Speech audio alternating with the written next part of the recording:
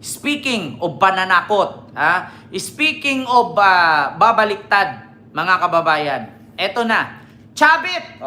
Kung si Aimee ngayon, mga kababayan, nakita ninyo na nahuli sa sarili niyang bunganga, nahuli sa sarili niyang pananalita, na si Gutesa daw lalantad, babaliktad, ba't niya alam? Ba't niya alam? Kasi tinakot nila ng tinakot, pinagbablock sila. Kaya ang rason ng pinagbablock sila, alam na nila na babaliktad yon. Alam na nila na magsasabi na yun ng totoo at magsusumbong na yun na, iinipit lang nila ako, pinilit ako, ginawaan ako ng script. Kaya pinangunahan na ni Aimee. Ngayon, ito naman, si Chavit, in interview ng News 5, nahuli rin sa bunganga. Eto na, mga kababayan. Yung mga kasinungalingan talaga, mga kababayan, ang isda nahuhuli yan. Ang isda nahuhuli yan sa bunganga, hindi sa buntot. Ayan ninyo. Mga kababayan, si Chavit, ito po ang nangyari. Destabilisasyon. Alam nyo yung nilabas ni Ramon Tulfo na ang nag-finance daw or nagpupundo dito sa kudeta ngayong November 16, 17, 18 hanggang 30 o pati 30 ng November, malaki or malawak na rally daw yan nagaganapin. Lulusubin daw ang Malacanang or kudeta. Ang may pondo daw niyan, si Pulong, si Sara, si Chavit. Pakinggan nyo po ang explanation ni Chavit, mga kababayan, kung ano ang masagot niya dito, kung bakit sangkot siya dito sa magpi-finance or magpupundo sa rally para patalsikin si Marcos. Ito po, huli siya sa sarili niyang bunganga. Nag-uusap ni Ramon Tulfo, bakit kayo nasama doon? Hindi, matagal ko lang din nakita, matagal ko lang din nakausap. Pero kilala ko. Totoo ba to? Nasa listahan kayo. Financial daw kayo. Ko nga yung lista niya. Ba't may listahan kayo? Dala ko lahat. Well, ang masasabi ko rito, hindi po totoo ito. At yung listahan niya, marami dito, at meron din dito ang mga nabayaran na. Ibig sabihin, Pakinggan nyo sabi niya, hindi po totoo ito, yung listahan na pinost ni Ramon Tulfo. Hindi po totoo ito, ang post ni Ramon Tulfo. Pero, doon sa post ni Ramon Tulfo, may dalawa daw na nabayaran na ng Marcos administration, pero bumabaliktad na. So, ibig sabihin mga kababayan, totoo talaga na bubuo sila ng kudita. Kasi bakit? Kasi itong paliwanag ni Chavit, hindi ko maintindihan. Ang sabi niya, pakinggan ninyong mabuti nahuhuli siya dito Pakinggan nyo Ba't may listahan kayo? dala ko lahat. Well, ang masasabi ko rito, hindi po totoo ito. Hindi at totoo. Yung listahan niya, marami dito, at meron din dito ang mga nabayaran na. Nabayaran na. Ibig sabihin, like, mga iba nandito, like Romeo Poquis, Orly de Leon, Benjamin Magalong, Yanni Macanas, Gerald Tantag, Colonel Gachica. Ano ito, Chavit? Ipaliwanag mo ng ayos. Kasi pati yung mga reporter naguguluhan. Kahit ako naguguluhan ako Ang sabi niya, hindi daw totoo ang listahan ni Ramon Tulfo. Hindi niya alam. Pero doon sa listahan, may dalawa daw doon na nakalista, babaliktad na. So ibig sabihin, totoo talaga na yung nasa listahan ay bubuo ng kudita. Bubuo ng estabilisasyon. Kasi bakit niya? Totoo, itong nasa listahan, dalawa dito, kunwari kasama dito, pero bayad na. Ano ba talaga, Chavit? Hindi ko na nga maintindihan dahil sa sinus mo. Hindi ko pa maintindihan yung paliwanag mo.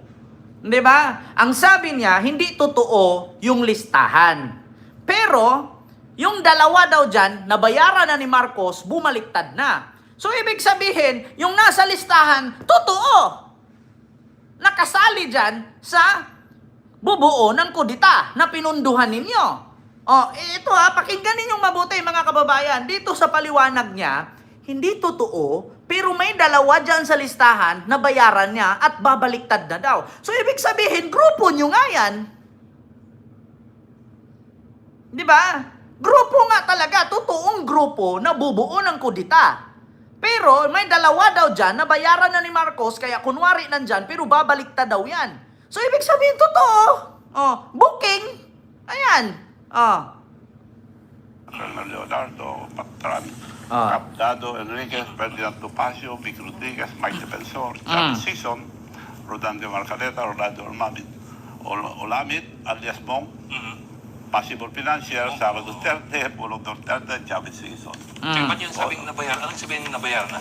Sila nabayaran. May naglabas na ito, yun ang bayaran na. Ewan ko bakit inulit ni Ramon Tulfo ito. Hindi ko Eto ha, intindihin ninyo.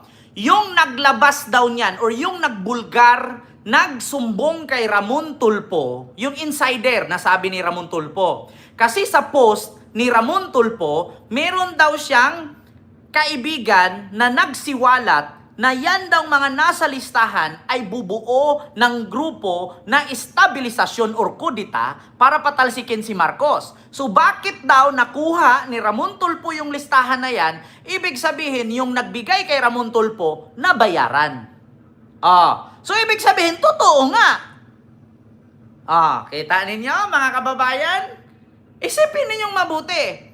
Bakit sinabi ni Chavit na yung nagbigay kay Ramon Tulfo dito or yung spy ni Ramon Tulfo dyan sa grupo na yan, nabayaran. Hindi niya sinabing si Ramon Tulfo ang nabayaran or si Ramon Tulfo ang nagbayad. Pero, bakit daw nilabas yan?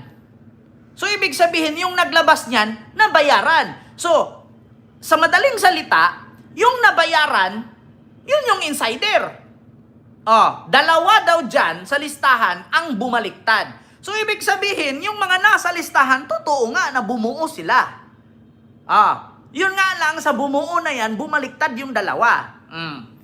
So, dito pa lang, huli na ang bunganga ni Chavit na totoo talaga silang bubuo ng isang estabilisasyon or pag-aaklas laban kay PBBM para patalsikin nila. Kasi bakit? Matagal na daw nilabas yan. Ang problema lang, bakit nilabas pa ni Tulfo? So, ibig sabihin, yung nagsabi kay Tulfo dyan, bayad or bumaliktad na. Huli ka ngayon, Mang Kanor. Hindi ko sinasabi si Ramon Tulfo na bayaran na. Yung una na nagpagalas dito. Anong sabihin ng nasa listahan na bayaran? What exactly? No. Isa rito o dalawa, kunyari lang kasama. Pero bayad na siya. Ibig sabihin na bumaliktad na. Oo, bayaran na. Lumalabas na, sumusuporta pero parang insider. So, ibig sabihin nga, sa grupo na yan, sa listahan na nilabas ni Ramon Tulfo, bumaliktad na daw. So, ibig sabihin, yung grupo na yan, na nasa listahan, totoo talaga na binuo nila. Totoo na si Chavit, si Sara, at si Pulong ang pinanser dyan o nagpupunto para buuhin yung kudita.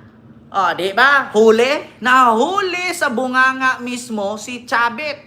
Alam nyo, nagnganga na nga magsisinungaling pa, huling-huli na. Anong akala ninyo, hindi makaintindi yung taong nanunood?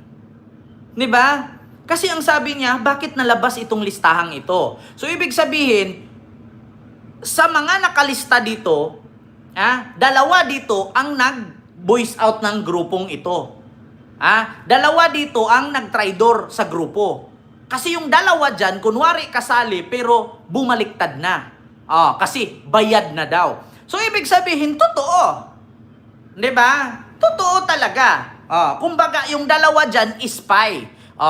So, bakit nasabi ni Chavit? So, totoong binuo nila. Yung mga iba naman, hiniyangan ako ng perang pilit. Ayaw ko ako. Pero inulit, para siguro, pag nagbigay ako, binayaran ko ni Chavit. So, marami rin ganun. Willing po kayo sabihin kung sino po yung humingi sa inyo ng pera pang finance nito, Gov? Oo, may humingi. Andiyan po ba sa listahan? Wala. Wala dyan? Hindi ko alam. Diba? Minister ko, hindi nyo alam. Si Ramon naglalabas nito eh. Oo. So, nakita ko rito, isa rito, dalawa na bayaran. May plano. Diba? Kita ninyo? Si Ramon Tulfo naglabas ng listahan. Pero, dalawa dyan na nasa listahan, spy lang. Kunwari, kakampi nila, pero maka-BBM pala. So, ibig sabihin, totoo na binuo nila yung grupo na yan. Hindi nila maitanggi yan, mga kababayan, kasi ganito yan. Si Topacio, sinabi ni Topacio, never akong kasali dyan. Never akong kasama dyan. Ito naman, sabi niya, yung mga nasa listahan, hindi ko nakakausap yung mga yan. Never pa kami nagkita pagkatapos ng eleksyon. Paano ngayon kung si Ramon Tulfo maglabas ng conversation ninyo? Chabit, paano kung yung mga nasa listahan ay meron kayong group chat? Paano ngayon kung may ilabas si Ramon Tulfo na group chat na usapan ninyo sa mga nasa listahan? Ano ang paliwanag nyo dyan ngayon? Dyan kayo mahuhuli. Kasi bakit? Naalala ninyo noong rally-rally ni Kiko Barsaga noong October 12? Lumabas yun naglilik yun Lumabas yung GC nila, yung group chat. Kasi dun sa group chat, may espiya. Pinakalat ngayon, isinend. Isinend sa pangkalahatan. Ang tanong ngayon, paano? Sabi niya, ang sabi niya dito, hindi ko nakakasama ito si ganyan. Nagkita kami, saglit lang, may kasal, tapos last election lang, nagkita kami, ngayon hindi ko na nakakausap yung mga yan. Hindi naman doon basihan kung nagkita ba kayo o hindi. Hindi naman doon basihan kung magkasama ba kayo o hindi. Ang basihan doon, hindi naman kailangan magkita personally. Meron namang GC, may group chat, may messenger. Meron namang cellphone. Pwede naman mag-video call. Pwede naman kayo mag-Zoom meeting kahit malalayo kayo. Paano ngayon kung si Ramon Tulfo may ipakita na conversation ng grupo na yan na nandun kay lahat? Paano kung yung sinabi mo na may dalawa dyan, na bayaran na kaya bumaliktad? Paano kung may conversation kayang ilabas dyan? Ilabas nung dalawang tao na sabi mong nabayaran? Huli ka ngayon dyan. Dyan tayo. Ito si Victor Ambos. Tingnan mo, nang ambos ka pa dyan, kabubuhan mo pa. Si Chabit mismo umamin. Matagal nang lumabas ito. Kasi may dalawa na dyan kasali na sa grupo na bumaliktad na. So, bakit daw nilabas pa ni Ramon Tulfo? So, ibig sabihin, totoo nga na may plano sila na kudita at pupunduhan nga nila. Ang problema lang, bumaliktad nga yung dalawa. Hindi na to pwedeng itanggi ni Chabit na hindi totoo. Paano nga kung may conversation dyan? Kasi bakit? Hindi naman yan basta-bastang ilahad ni Ramon Tulfo at ipost sa kanyang Facebook page kung wala siyang ebidensyang hawak. Biruin mo meron daw insider si Ramon Tulfo. Ito, ipakita ko sa inyo mga kababayan. Ito here's an insider list of the people the government is watching that are behind the reported current destabilization. Ito po mga kababayan, yung inilabas ni Ramon Tulfo. Ayan. Ayan mga kababayan. Ayan ang nilabas niya. Dito sa taas, bago niya i-post ang mga pangalan, meron pa siyang sinabi. Here's an insider list of people the government is watching that are behind the reported current destabilization. Don't ask me where I got the info. I don't tell kahit na pitpitin nyo ang bayag ko. So wag daw tanungin si Ramon Tulfo kung saan galing niya ang info. Kahit daw pitpitin nyo ang bayag niya, hindi niya sasabihin. So sa madaling salita, meron nga siyang alam. Ang problema ngayon, ang sabi ni Chabit mismo sa interview sa News 5, dalawa daw dyan sa listahan, dito sa listahan na to, dalawa dyan, spy ni Marcos. Kaya daw nalabas. Kaya okay lang naman na hindi niya itanggi. Okay lang naman na aminin ni Chavit, totoo yan, may plano kami. Kaso lang, citing to sedition nga lang, ang kasong kakaharapin nila. Diba? Kikoy Miao Miao Barzaga. Inciting to sedition nga lang. Ano bang ibig sabihin nun? Pagre-rebuilde. Pagtataksil. Pag inciting to sedition, makukulong. Yan ang katotohanan ngayon, mga kababayan. Mismong si Chavit na huli sa bunganga. Hindi niya tinanggi na hindi totoo. Ngunit sinabi niya na gano'n na nga. Totoo yung mga taong nilabas ni Tulfo. May pinag-uusap niyo yung Montulfo. Bakit kayo nasama doon? Si Ramon naglalabas nito eh. Oo. So, nakita ko rito, isa rito, dalawa na bayaran. May plano. Kung when you say nabayaran, Binda, kunyari, Tumanggap po sila? kunyari na oposisyon para the last hour, babalik na siya. Sumusuporta kay BBM. Parang DPA, parang Defense Agent. Parang gano'n. Nabayaran ng admin, ibig sabihin. Yes, So, in other words, meron diyang bumaliktad. meron. Eh, Meron din masabi. Pag sikot, Kung meron sa listahan na yan na bumaliktad, so ibig sabihin, totoo nga na bumuo sila ng grupo at totoo na grupo nila yan. Kasi sinabi niya di ba, Solo? Kita nyo yan kung gaano katanga? Sa grupo na nilabas ni Ramon Tulfo, merong dalawa na nabayaran na ni PBBM. Bakit niya alam? Bakit niya kilala? At bakit niya sinabing, dyan sa nakalista may dalawang bumaliktad? So, ibig sabihin, totoo nga na, yun yung mga listahan na bumuo ng kudita. Huli ka ngayon. Diba? Paano yan? Sabit. Sabit ka na talaga. Diba? Klarong-klaro, mga kababayan, hindi naman tayo tanga na hindi makaintindi. Pwede naman niya sabihin, ay hindi ko po alam bakit nasali ako sa listahan. Pero ang paliwanag niya sa News 5, itong listahan na to, dito sa mga nakalista, dalawa dyan bumaliktad na. So ibig sabihin the rest, kasama niya. So ibig sabihin the rest, totoo nga na bumuo sila. Ano bang kaso ang kakaharapin dyan? Inciting to sedition. At marami pang iba. Makita ninyo? Planado talaga. Talagang totoong planado. Kaya PBBM, no? At ang Malacanang, mag-ingat po kayo. Kasi mismong si Chavit, nahuli sa bunganga, hindi niya tinanggi na hindi totoo na bumuo ng estabilisasyon.